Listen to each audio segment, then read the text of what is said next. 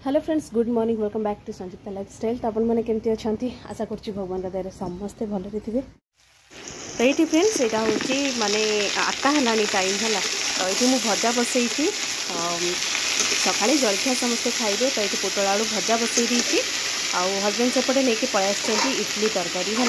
तो से जदि हम जदि सीठी इडली तरकारी टिफिन नहीं जी नाई तो इडली तरकारी खाइले बाकी परोटा कर परोटा टिफिन नहीं जी है। तो सीटी ट्यूशन जाइए तो आसले पचारि कौन खाइब कौन है। तो ये पोटल आलू भजा करदेवी भजा करदेकी टी खराल टी रखीदेवी। बाकी आज कखारू साग तोड़ा है जोटा कि बोईती कखारू। तो ताकू टी बना बनी करी। तो केमती कौन बनैबी आपण मान सागर सेयार करी। तो सहीटा एक्चुअली पछे बनैबी। तो ये टिफिन फिफिन टी बाड़बुड़ करदेवी। तो ये देखिपे ना ये इडली नहीं पलि आसछंती है। बाकी तापर सब कम माने सरला पर स्टार्ट करी।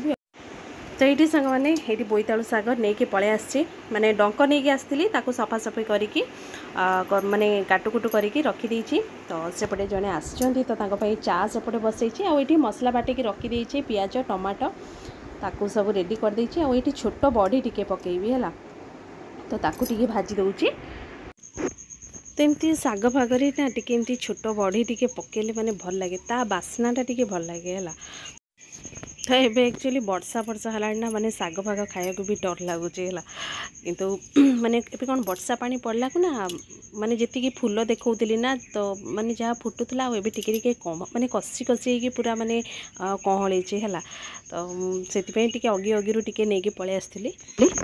तो ये फुटन फुटन तो दे देछि। तो फास्ट ये टमाटोटा को टिके भाजी दूचे है। टमाटोटा टिके माने मेल्ट हो सारा पर साग पकईकी टिके भाजिबे।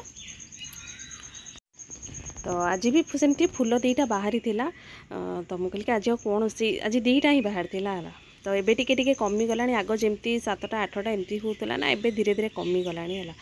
गछ केबेठू लागिलानी। तो ये वर्षा पानी पड़ीकी ही से गछ कँली थिला।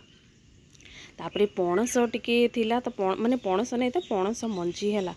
तो ताकू टिके काटिकी पकई देछि। एमती माने कौन राई फाई करले ना माने पणस मंजी टिके भल लागे माने पकईले। तो ये हलदी लुण आउ लंका गुंड पकई देछि। तो ये टिके भाजी देवी हल्का है। आलू बैगण भी पकई।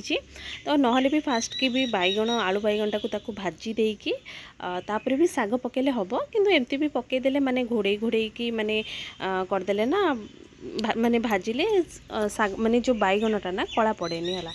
तो से डायरेक्ट माने एमती भाजी दूची।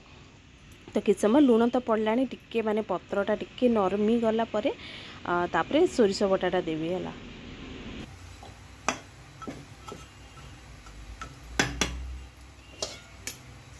तो ये देखिए सांगने।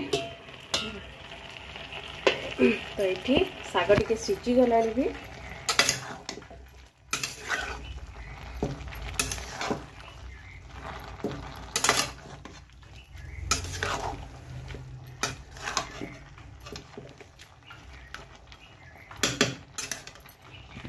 ये जो बाटिकी रखी ना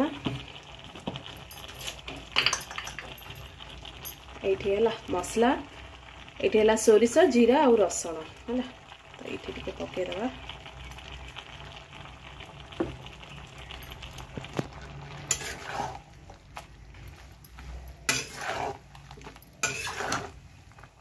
सोरिष बटा ना तो माने कसिला माने ना पिता लगे है। तो डायरेक्ट एमती पकई दे टिके माने सीझी गले तार माने जो कंचा बास्नाटा पड़ाब।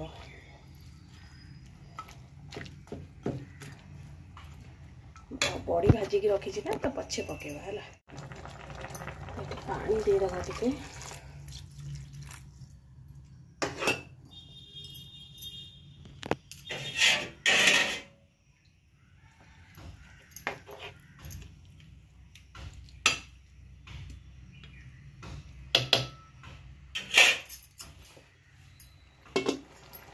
तो ये सांग मैंने साग सीझी गला पणस मंजी आलू सब सीझी गला। तो ये बड़ी पकईदेवी। बस 10 मिनट पर रेडी हो गला मोर कखारू साग राई।